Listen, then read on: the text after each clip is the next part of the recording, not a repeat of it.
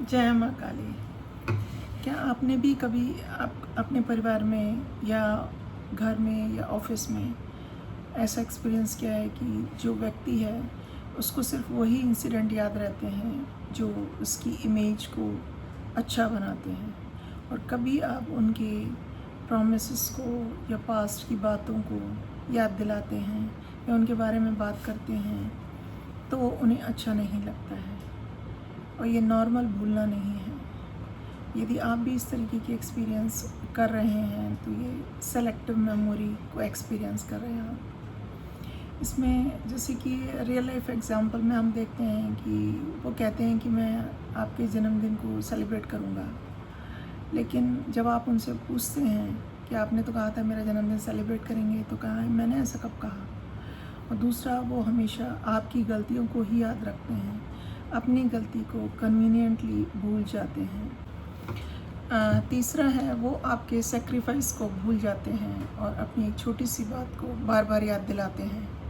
इसका emotional impact जो होता है वो क्या होता है, इससे व्यक्ति जो होता है वो अपनी मेमोरी पर डाउट करने लगता है, उसका सेल्फ कॉन्फिडेंस जो है वो लूज़ करने लगता है, अपनी सारा टाइम जो है वो गिल्ट फील करने लगता है और एंग्जाइटी को एक्सपीरियंस करना शुरू कर देता है और अपनी रियलिटी चेक को करने लगता है। कभी कभी ये सारी जो कमियां हैं वो गैस लाइटिंग के साथ भी आने लगती हैं।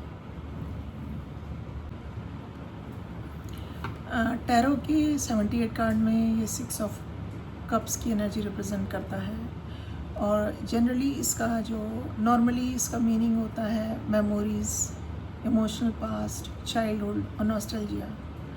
लेकिन नार्सिसिस्टिक शैडो में ये कार्ड जो है वो कुछ एक इम्पॉर्टेंट वार्निंग देता है कि पर्सन जो है वो इसमें अपनी जो ब्यूटीफुल मेमोरीज़ होती हैं उनको याद रखता है, और जो पेनफुल ट्रूथ होता है उसको इग्नोर कर देता है, और कुछ मामलों में तो वो अपने पास्ट को भी रीराइट करते हैं। ये एक तरीके का इमोशनल मैनिपुलेशन क्रिएट करता है।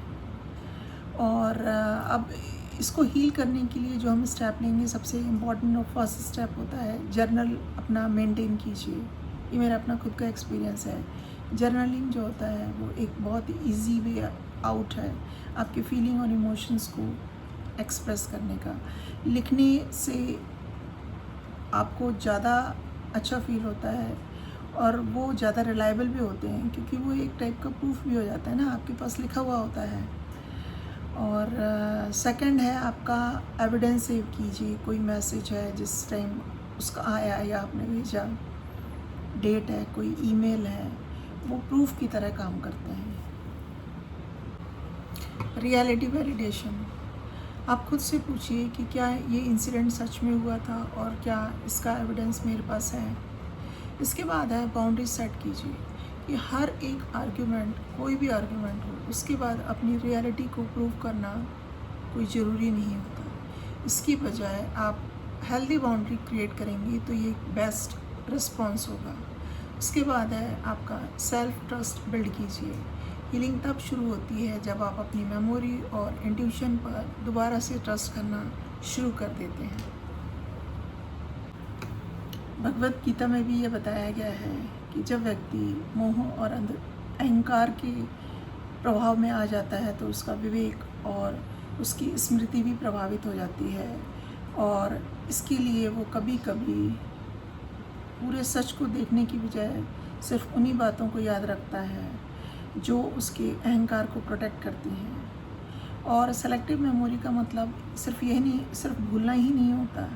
कभी कभी ये जो है वो अनकंफर्टेबल सच को एक्सेप्ट करने से या उसको बचने के लिए ये चीज़ें की जाती हैं। आपकी इमोशंस वैलिड हैं, आपकी रियलिटी वैलिड है। किसी की सेलेक्टिव मेमोरी जो है आपकी रियलिटी को चेंज नहीं कर सकती, और ना ही आपका काम किसी की सेलेक्टिव मेमोरी को चेंज करना है।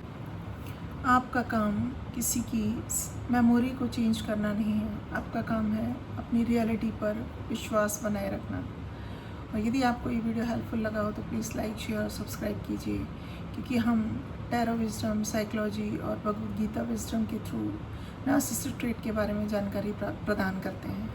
नमस्कार।